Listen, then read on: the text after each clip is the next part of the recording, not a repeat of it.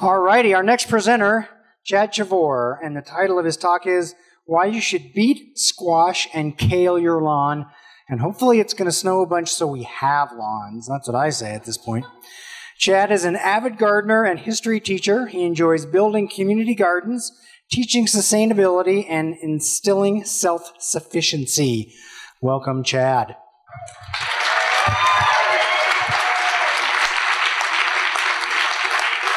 Okay, like Larry said, I'm Chad, and I'm here to tell you why you should beet, squash, and kale your lawn. Sorry, and basically what that means is I'm going to tell you about why you should garden. I'm not only going to tell you why you should garden, but I'm going to tell you how you should garden.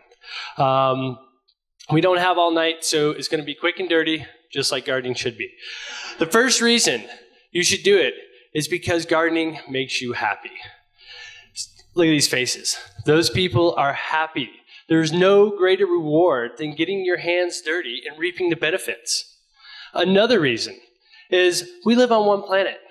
Everybody's getting concerned. We're like, hey, there's 7 billion of us here. We're running out of food. Well, what are we going to do about it? Garden your backyard. Think about it. Forget the cliche, but as they used to say, think about your own backyard. Luckily, we live in Fort Collins, and there are a lot of people here who like to garden, a lot of organizations who teach gardening. It's a great, great place to be. Now, I understand a lot of people like growing lawns. They're pretty. They can stay pretty as long as you use a lot of fertilizers, pesticides, herbicides, fungicides, and a lawnmower. Or you can grow a food lawn that doesn't use any of that. Gardening is, another reason to do gardening is to share in the surplus. Here's a garden we helped put in at a Fort Collins Housing Authority. This feeds people that were normally shopping at the food bank. Another reason for gardening is, again, we live in the state of Colorado. It takes 2.5 inches of water a week to keep Kentucky bluegrass green. Yeah, I know, that was weird to say. It only takes 1 inch of water a week to keep tomatoes healthy. Not only that, gardens can help hold moisture in your soil. They also are microclimates for animals, birds, and humans. Another reason, our food is normally shipped out on an average of 1,500 miles from farm to table. Not to mention millions of gallons of gas, CO2, and all of the packaging that goes with it. Another reason is freshness. The raspberries here on the left are from a supermarket. The one on the right are from a backyard. I was there the day they were picked, and they were delicious and easy to grow. Now that I've told you why, let me tell you how. First, start composting. Even if you don't have a garden, compost anyway. You're losing valuable resources by throwing it into the wasteland, and you're creating methane gas. All right, your next step after composting is to go out and get you some cardboard, some mulch, some leaves, some manure, and some compost, hopefully your own, and build a garden. You just do sheet mulching. Start from the ground, you move up.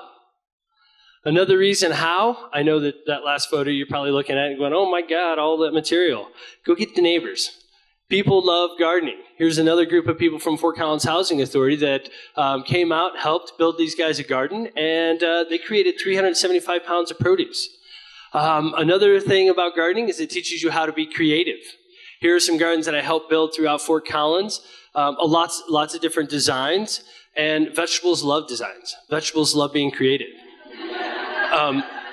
If you don't have a huge yard, then use the space that you got. Growing food is good for you. There are 3 vegetables in that box. It was less than 3 feet by 3 feet. I did a 4 foot by 9 foot bed once, and I had 10 varieties of vegetables in it. And they were crammed together. Vegetables love being close to one another.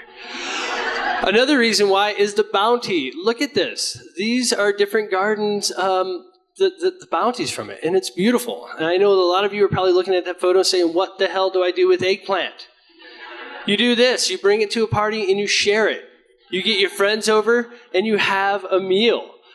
This is a meal we produced a few years ago, all vegetables from the garden, and people just went crazy. There's so much worth gardening, eating the produce.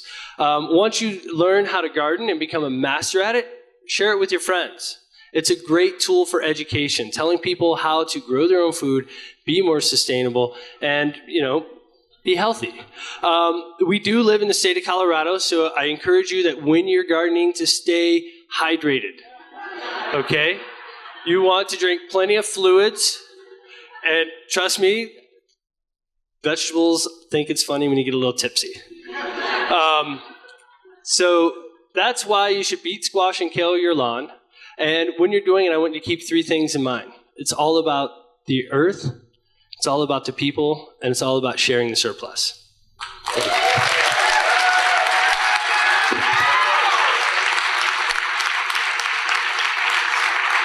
Thank you, Chad.